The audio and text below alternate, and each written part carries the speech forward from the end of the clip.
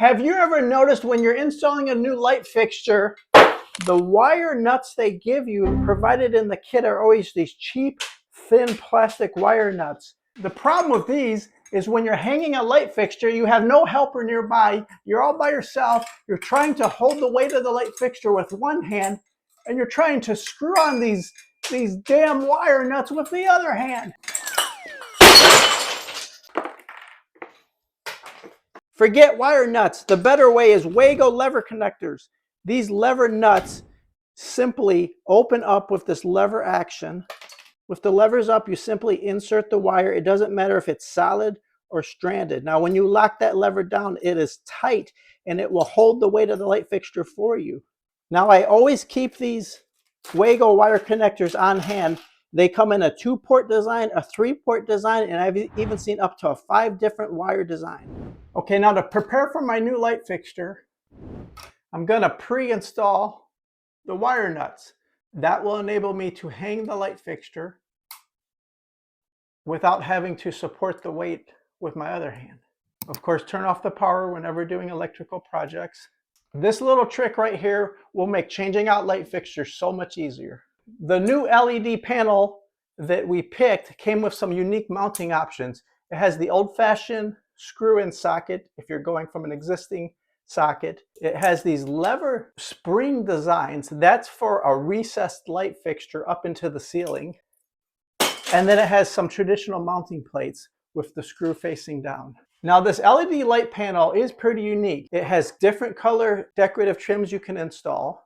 It has a black, a silver, and a white trim, depending on whatever color you want. And then also for installation with flush mount, I've never seen this before. If you take the ring and it shows you which side is locked, which is unlocked, turn the ring to the left and it simply unlocks.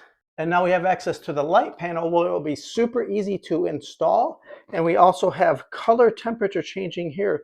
You can have ultra bright blue sterile light, or you can have a little warmer yellow tone light. The lower the Kelvin number, the warmer and more yellow the light, and the higher, the more like daylight it'll be. I like the warmer yellowish tones inside the house. Also, I do hear a lot of complaints about LED light panels.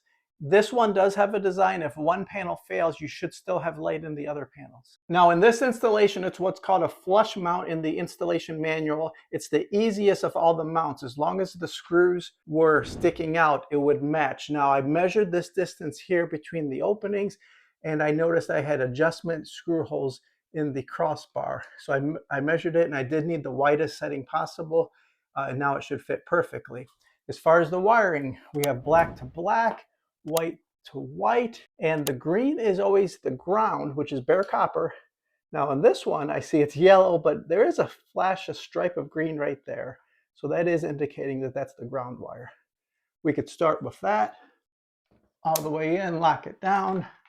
Let's go to the next wire. The order should be ground, neutral, and black, or hot as the last one. I am impressed that these wire connectors work equally as well on braided wiring as well as solid wiring, because your house generally is always going to be solid.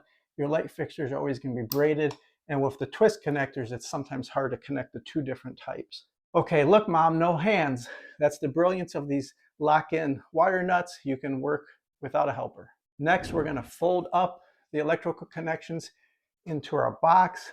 Your crossbar does have several different screw holes, so it should work with any box size or type. Okay, now you want to kind of peer through your screw holes and look for the widest opening. Once it's in there, go ahead and twist it. And now it should hold on its own, and we'll come back and tighten that up. I'm looking to make sure I don't have any wires trapped in there, so it's a tight fit.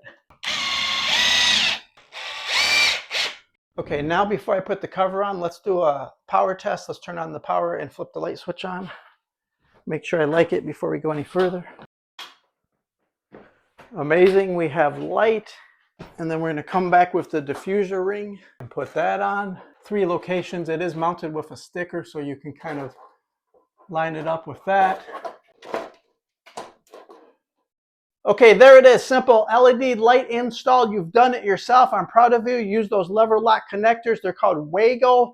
They are taking over. I see everybody use them, including professionals now. Let me know if you have any questions. Hey, I knew you could do it yourself.